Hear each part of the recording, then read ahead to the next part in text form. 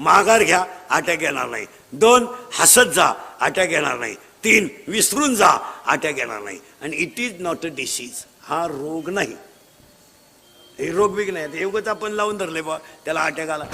काही लोक म्हणले तो दिंडीत मिळाला बा, तो आजारीच होता. हे नाही, अटॅक बिटॅक काही नाही. फक्त तुम्ही समाधानाने जगायला शिका. काय मत आहे तुमचं?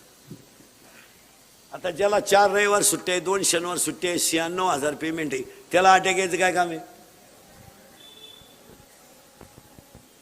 जो 70च्या पल्सरवर मोकळा हिंडतोय, 10चा मोबाईल आहे त्याच्या हातात, 2-2.5 हजाराचा त्याच्या पायात बूट आहे, रुपये इन्कम नाही, त्याला काय टेन्शन यायची गरज आहे? 11वीला जाते, आता शिकते, ती प्राध्यापकाची टिंगल करते. त्याला 1.5 लाख पेमेंट आहे, तुझ्या अंडरपॅन्टला वा झाल्या तरी तू येडेवाणी करतो. 70ची पल्सर आहे, अवघी 70ची पल्सर आहे त्याला फिरायला, 10चा मोबाईल आहे, 2-2.5 हजाराचा त्याच्या पायात बूट आहे, आणि रुपया कमीत नाही. वरून बाप 100 देतो पेट्रोलला. राहू दे, वंशाचा दिवा आहे तू. ही दरिद्री 100 देती, ही तर लय खोडीची. ही उलटी पोराला म्हणते अजून 100 राहू दे, त्याचं ऐकू नको. त्याच तो पहिल्यापासून तसाच आहे.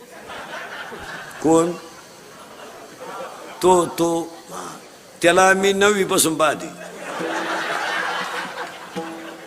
तो जसा आहे मी म्हणून राहिले नाही तर दुसरी तू का नाही उलटली कुठं, त्यानं दुसरी केली असती. मग आता त्या पोरांना पैसा फुकट मिळाला, गाडी फुकट, ते माझाटले.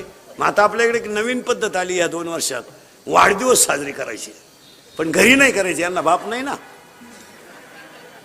मग धाब्यावर करायचे वाढदिवस. आता चौकात केक ठेवायचा आणि मग तो एकमेकाच्या तोंडात घालायचा, happy birthday to you.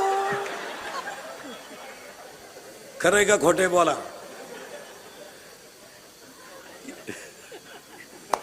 Indurikar मरण ना महाराज, नाही मरणार नाही 5-25 वर्ष, पण तुम्हाला आपली रोज आठवण येणार. काय मत आहे तुम्हाला? आता वाईट वाटेल, आता मला नालायक म्हणा, कोणाला मागं पुढे लावायचं तोंडाला, पण ते सत्यच आहेत.